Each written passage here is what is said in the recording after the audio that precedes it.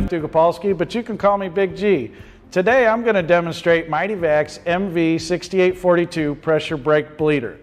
This kit contains this pump here, 7 adapters to fit the master cylinder of most cars, and a collection container to capture the old fluid.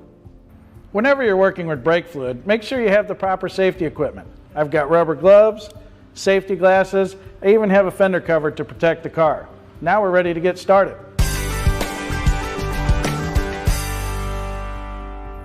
As I mentioned before, the kit comes with several different adapters. I've selected the adapter that fits this car. We're going to put it in place of the cap on the master cylinder.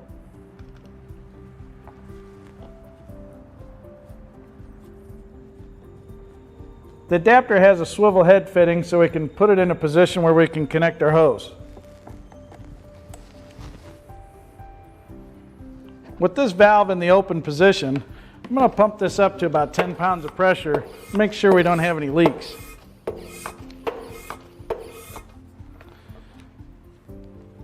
I don't see any leaks around the master cylinder or hoses.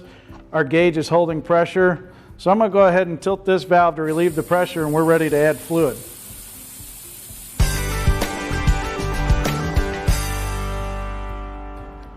This particular vehicle calls for .4 brake fluid. I poured a whole quart into the pump, which should be enough to do this job. It's always a good idea to consult the service manual to see what the proper pump pressure should be. If you're unsure, 10 psi is a good place to start. So I'm going to pump this up until I get to 10 psi.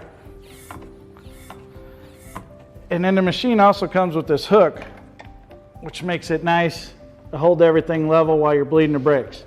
Now we're ready to lift the vehicle.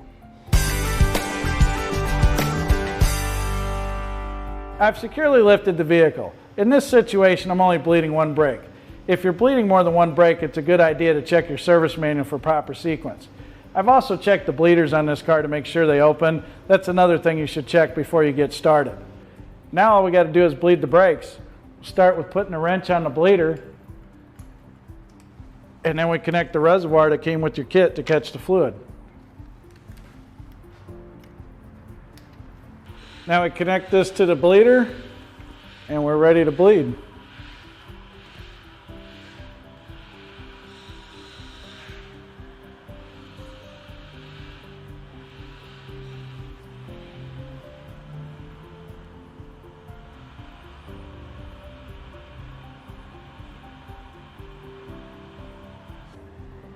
Well, I can see we have no air bubbles in the line, which means we're done bleeding. We've got good clear fluid. We can just go ahead and tighten our bleeder up, disconnect our bottle, and we're done.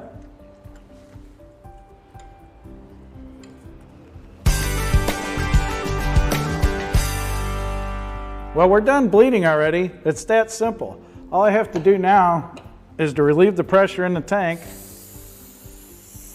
disconnect our hose and our adapter. And at this point, if you're low on brake fluid, it comes with this wand attachment.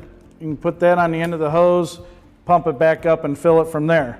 We look like we're pretty good on fluid, so I'm just going to put the cap back on. And then we're going to pump up the brake pedal and make sure we don't have any leaks. Remember, when you're done bleeding your brakes, make sure you properly dispose of your used fluid.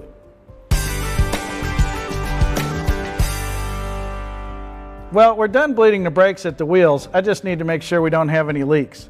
I'm going to pump the pedal up here a couple times and then hold it for a few seconds. If the pedal doesn't drop, we should be in good shape. I got a good hard pedal here. So I'm going to go out to the wheel and make sure we don't